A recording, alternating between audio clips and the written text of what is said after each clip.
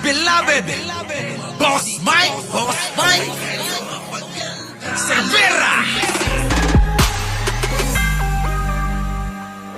Pakinggan nyo po ito, ha? Ito. Pasok. Naninibago tuloy ako mag-live.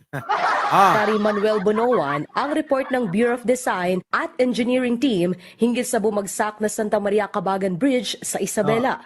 Dito kasi malalaman ang dahilan kung bakit bumigay ang segment 3 ng tulay. Ito Kita nyo mga kababayan, si Pangulong Bongbong Marcos mismo ang nagsabi, imbestigahan yan.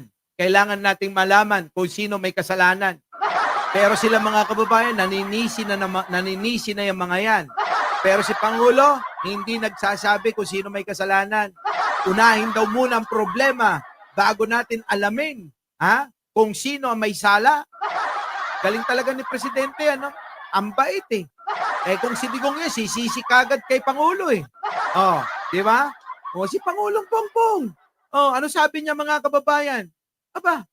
Unahin na muna nating ayusin. Kasi tinanong sino may kasalanan yan at sino dapat sisihin.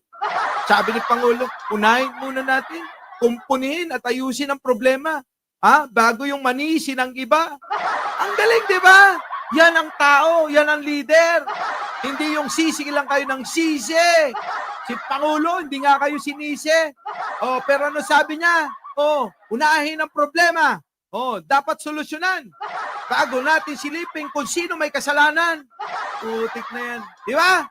Simple lang. Kasi kayo, mga DDS kayo, sa sobrang paghanga nyo kay Digong, kahit gumawa kayo ng fake news, gagawin nyo. Pero kami, mga kababayan, hindi gano'n. Kung anong ginagawa ni Pangulo, yun ang susundan namin. Bakit? Kita nyo naman eh. Pangangatwiran, wala kayo. Si Pangulo, punong-puno. Kabutihang loob, wala kayo. Si Pangulo, nako, na-share na nga sa mga puso namin yung kabutihan eh. Di ba? Kagapuhan, wala rin kayo. Si Pangulo, ayun. Pag nakita nyo yung tsura, malaanghel eh. Di ba? Pag nakita nyo si Digong, sungay na lang kulang eh. Kalma. Ay. Kalma. Baby, kalma. Huwag mo naman akong bigyan ng dahilan para tabihan ka. Diba mga kababayan, ito, para maunawaan nyo maigi. Makinig kayo ito na. Hinihintay na lang ni Public Works Secretary Manuel Bonoan ang report ng Bureau of Design at Engineering Team hinggil sa bumagsak na Santa Maria Cabagan Bridge sa Isabela. Inaantay na daw po yung report. Kasi nga po, inutos ni Pangulo, imbestigahan. Opo, eto na. Dito kasi malalaman ang dahilan kung bakit bumigay ang segment 3 ng tulay. Ayan, kita nyo? Diyan daw malalaman kung bakit bumigay yung segment 3, na tulay, diyan sa Cabagan. Ito rin kasi ang magiging batayan para sa mga susunod na hakbang ng kagawaran, lalo't ipinag-utos ni Pangulong Ferdinand Marcos Jr. ang investigasyon sa naturang insidente. Kita nyo, iniimbestigahan mga kababayan, iniimbestigahan, pinapaimbestigahan ni Pangulo. Yan ang leader. Tuloy. Dispatch actually yung engineering team namin dito sa central office from the Bureau of Design at saka meron yung third-party consultant that also went there. So today, they will be rendering their investigation report to me para malamin natin ang cost nito because, as you know, unfortunately, bumagsak na nung third segment ng bridge nung February 27. Yun, yung February 27, mga kababayan, bago kami umalis niya. Bumagsak talaga yung tulay na yan, kaya hindi namin masyadong na-content yan, tuloy. Paglilinaw pa ni Secretary Bonoan. Paglilinaw pa ni Secretary Bunuan, ano ang paglilinaw dyan? Hindi sa administrasyon ni PBBM nagawa ang disenyo at konstruksyon ng tulay. Hindi nagawa ang alin? Disenyo at konstruksyon ng tulay. Maliwanag yan. Hindi nagawa. Saan? Sa panunungkulan, administrasyon ni Pangulong Bongbong ang disenyo at konstruksyon ng tulay. Maliwanag Kaya wag nyo nga sinisisi kay Pangulo. Sinisisi nyo kinukumpunin niya na nga yung palpak na tulay na yan eh. Yung pinapakita nilang mga dokumento para sa retrofitting yon, para sa pagkukumpuni. Bakit mga kababayan? Kasi nga na-discover, mahina talaga yung tulay. Pero nyo, hindi madaanan ng hindi madaanan ng four wheels. Puro tao lang ang dumaan. Dapat ginawa nyo na lang hanging bridge. Kung tao at motor lang, kayang-kaya na ng hanging bridge. Baka mas matibay pa yan. Baka hindi pa kayo gumastos ng 1 milyon. Ilan ang ginastos ninyo? Kulang-kulang 1 bilyon. Putik na yung mga kababayan, Ha? Alam niya kayo. O tapos isisi nyo kay Pangulo. Hindi siya gumawa ng disenyo. Hindi siya nag-construction. Ibig sabihin, hindi siya gumawa. O, anong ginawa ni Pangulo? Nire-repair. Yung alin? Yung ginawa nyong basura na proyekto. Nangya kayo? O, tuloy. Sa katunayan, sa ilalim ng kasalukuyan Ulitin natin para maintindihan ng mga tangat bobot, mga mangmang. Oo. nagawa ang disenyo at konstruksyon ni PBBM. Paglilinaw pa ni Secretary Bonoan, hindi sa administrasyon ni PBBM nagawa ang disenyo at konstruksyon ng tulay. Sa katunayan, sa ilalim ng kasalukuyang administrasyon pa nga, nangyari ang retrofitting. Yan. Yung retrofitting na yan, yun yung pagkukumpuni. Kinumpuni ni Pangulong Bongbong Marcos. Hindi siya nag-construction. Kukumpunihin. Bakit? Kasi nga, na-discover, mahina yung tulay na ginawa, kinonstruction ni Digong. Ay, napakaliwanag naman yan, sige ka, Rod. Ng Santa Maria Cabagan Bridge dahil sa mga nakita umanong problema rito noon. Inabot lang dito sa administration ni President Bongbong is actually yung retrofitting. Kita nyo, ang inabot ni Pangulong Bongbong Marcos, retrofitting, pagkukumpuni, pagpapatibay. Kaya lang mga kababayan, ano nangyari? Ayun, si Digong. Abay, tahimik ngayon yon. Nandoon na naman. Saan sa kwarto nakahiga dahil hirap ng makatayo. Kailangan na ng tungkod. Tungkod, 4 ang tungkod nun. Isa sa harap, sa likod, sa gilid, kanan at kaliwa. Dapat tinutungkuran na si Digong. Bill, bagsak. Bagsak talaga. Kita niyo yung bill ni Digong? Tuloy. Sa ngayon, tinitingnan pa ng DPWH ang structural integrity ng tulay para mapakinabangan pa rin ng ating mga kababayan. Sabi ni Ruta BLTV, walang bisa sa Opo, walang bisa pero sa China meron. Baka nakalimutan ninyo para sa inyong kaalaman, Ang Macau at Hong Kong, ang pamamahala diyan kapitalism. Dito naman sa China, socialism. Okay? Para alam ninyo, Kasi yung mga tanga hindi alam 'yan. Di ba? Salita lang na salita. Ay, pro-China. Anak ng pating. Kaya ganon. Kung magtataka kayo, bakit sakop ng China? Ang alin? Teritoryo ng China ang Hong Kong at Macau. Bakit walang visa? Kasi nga, magkaiba. Magkaiba ng pamamahala. Huwag kayong tanga, kapitalism. Ang Macau at Hong Kong. Ang China, socialism. Magkaiba yun. Sige na. Sige, tuloy. Kaya wag na kayong magtaka kung bakit may visa, ang China. At ang Hong Kong wala. At ang Macau wala. Puta. Di naman nila alam yan. Paano tanungin nyo nga. Tanungin nyo kung paano kumuha ng visa, hindi nila alam sige tuloy. Ayan na. Una nang sinabi ng Malacanang na may mananagot sakaling may mapatunayang nagpabaya sa naturang proyekto. Kita nyo mga kababayan? Buti pa si Ruta BLTV gagawin sumigaw ng amin ang West Philippine Sea! Ganon. Ayos, di ba mga kababayan? Ngayon, alam nyo na siguro, na ang Pangulo, walang kinalaman dyan sa konstruksyon ng Cabagan na tulay. Sa Isabela, walang kinalaman. I-content kita, Boss Mike. Okay lang, boss. Alam mo, sa totoo lang, ako, Oh, kahit i-content ng kahit negatibo, positibo, okay lang sa akin yun.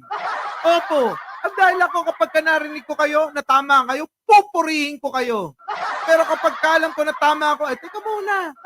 Dalawa lang yan, papansinin ko ba kayo o hindi na?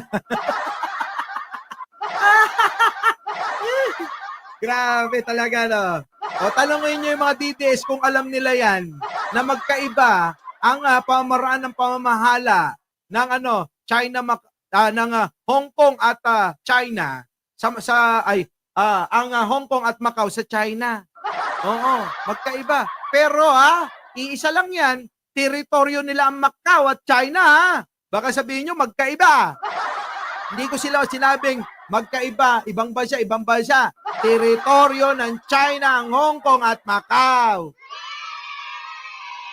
Ang sinasabi ko, magkaiba yung pamahala, patakaran ng kanilang pamahala sa gobyerno nila. Oh, di ba mga kababayan? Magkaiba. Oh, Macau, Hong Kong, Taiwan, mga Chinese. Oo, tama. Oh, kaya nga ang Taiwan alam nyo istorya ng Taiwan. Kung bakit nahiwalay yan. Baka hindi nyo pa rin alam. Tanungin nyo nga yung mga nag-e-epal-epal. Kung alam nila istorya kung bakit naging Taiwan, samantalang mga inchik din naman yan. Oh, at bakit nahiwalay yan sa China? Hindi nyo alam kasi hindi kayo nagbabasa. Alamin ninyo. Oh, ganito yan. Kikwento ko na para may matuto sila kahit konti, bibilisan ko lang, yung buod. Alam nyo yan, ang China noon, may dalawang mga maraming grupo. O ngayon, nagkalipol-lipol sila hanggang naging dalawang grupo. Ngayon, etong mga napunta ng Taiwan, yan yung mga nilabanan nila hanggang kumonti na lang, natalo nila, na itaboy nila papuntang Taiwan.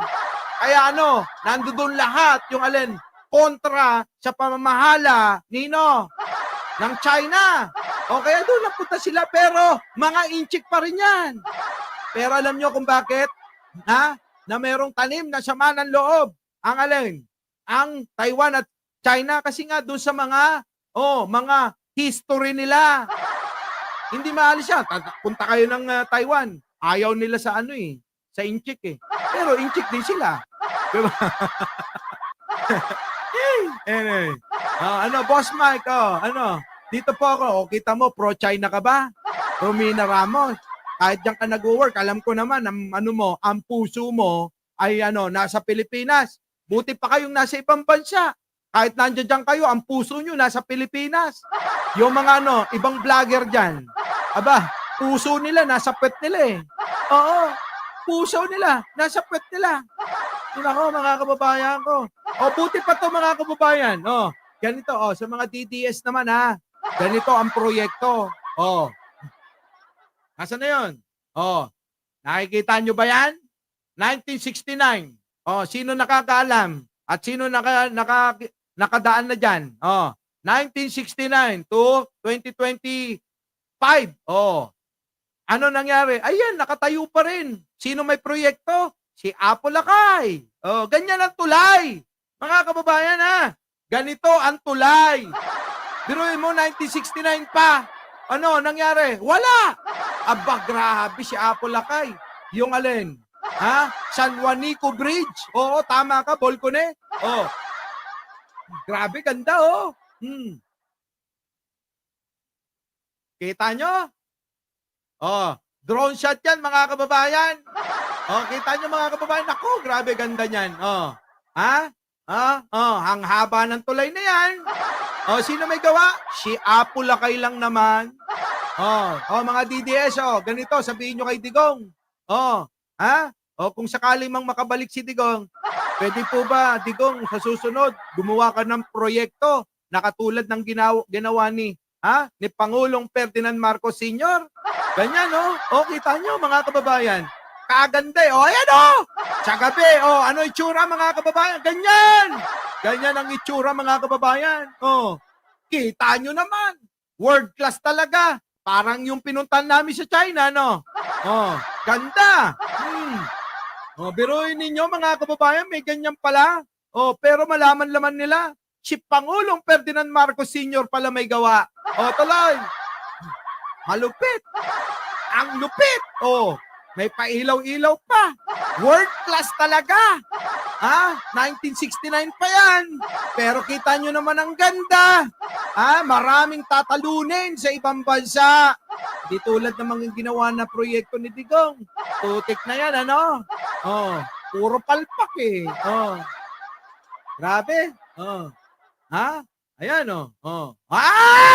eto na mga kababayan.